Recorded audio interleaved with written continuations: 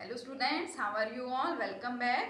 Last time हम discussion कर रहे थे some basic concepts of chemistry में लॉज के बारे में हम स्टडी कर रहे थे, लॉज ऑफ केमिकल कॉम्बिनेशंस, और उसके अंदर हमने काफी सारे लॉ स्टडी कर लिए थे। Law of conservation of mass, law of constant composition, law of multiple proportion and law of reciprocal proportion. सारे के सारे हमारे मासेस से रिलेटेड थे। This is the last law, Gay Lussac's law of combining volumes. मैंने आपको बताया था कि ये जो हमारा लॉ ऑफ कंबाइनिंग वॉल्यूम्स है, ये जो लॉ है ये मासेस से रिलेटेड नहीं है, it is related with the volume and it is for gaseous substances. ठीक है, गैसेस की वॉल्यूम से रिलेटेड है, इसको लॉ ऑफ कंबाइनिंग वॉल्यूम्स भी बोल दिया जाता है, गे-लज़ाक्स लॉ भी बोल देते हैं, because it is the scientist जिसने इस लॉ को डिस्कवर किया था। कब दिया था इन्होंने? ये लॉ दिया था 1808 में। This law was given by Gay Lussac in 1808 which is known as law of combining.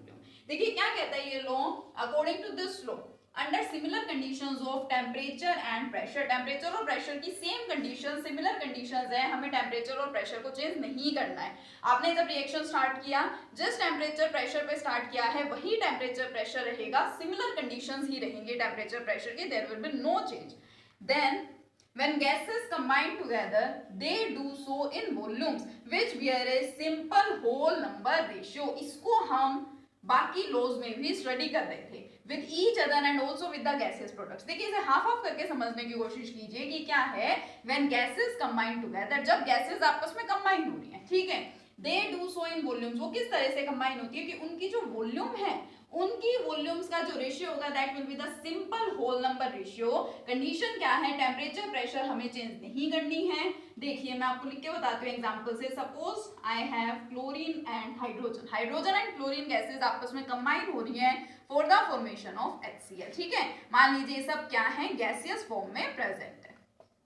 ठीक है, तो मुझे यहाँ पे इनके मासेस से कोई लेना देना नहीं है। This law is for volumes. ठीक है, वॉल्यूम मुझे यहाँ पे लेनी है। अब देखिए इसे देख के वॉल्यूम को कैसे पता चलता है?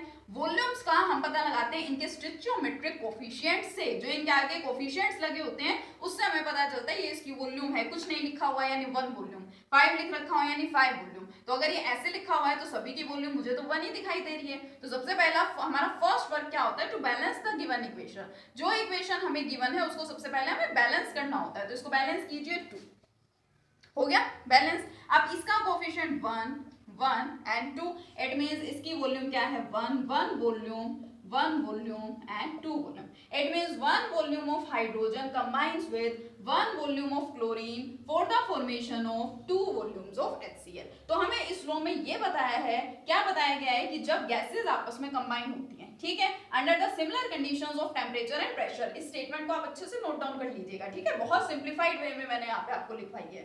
ठीक है, तो जब टेम्परेचर प्रेशर की कंडीशन सिमिलर रहती हैं, जिस कंडीशन पे ये रिएक्शन स्टार्ट हुआ है वही कंडीशन एंड तक रहेगी। ठीक है, वही रहनी चाहिए। ठीक है, ये कंडीशन है जो फुलफिल होनी ही चाहिए। तो जब गैसेस कंबाइन हो रही है तो उनकी वॉल्यूम्स का रेशियो क्या होगा?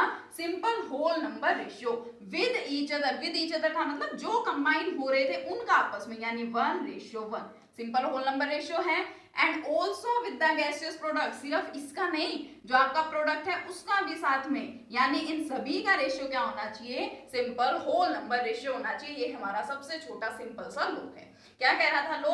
Under similar conditions of temperature and pressure, same conditions है टेम्परेचर प्रेशर की, और जब ये गैसेस आपस में कंबाइन होती हैं तो वो किस तरह से कंबाइन होंगी? वो ऐसे कंबाइन होती हैं कि वो आपस में भी, ठीक है, और जो प्रोडक्ट बना रही हैं उसके साथ भी, जो उनकी वॉल्यूम्स का जो रेशियो होगा that will be the simple whole number ratio. एक छोटे से एग्जांपल्स और बता देती हूँ। सपोज हमारे पास और क्या है, इसके बाद वाटर की फॉर्मेशन स्टडी करते हैं। H2 + O2 gives water. जरूरी नहीं है ना मेरे पास ये लिक्विड फॉर्म में ही हो, सपोज गैसियस फॉर्म में कन्वर्जन करवाया गया है, ठीक है, वेपर्स फॉर्म में है।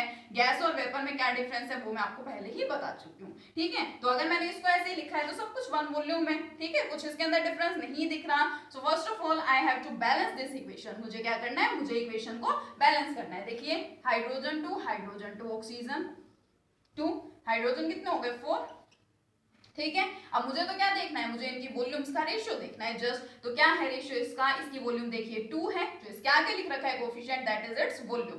2 volumes of hydrogen and 1 volume of oxygen combine for the formation of 2 volumes of water। ठीक है, तो क्या होगा? 2:1 1:2, it is the simple whole number ratio. ठीक है, आप देख लेंगे अगर वो सिंप्लीफाइड होता होगा तो उसको सिंप्लीफाइड कर देंगे, अदरवाइज वो ऐसे रहेगा। तो हमारा सबसे सिंपलेस्ट लास्ट लो क्या है, ये लो ऑफ कंबाइनिंग वॉल्यूम्स। ठीक है, हमारे सारे लोज यहाँ पे कंप्लीट हो गए। नेक्स्ट लेक्चर में हम अपना नेक्स्ट टॉपिक करेंगे। ठीक है, थैंक यू।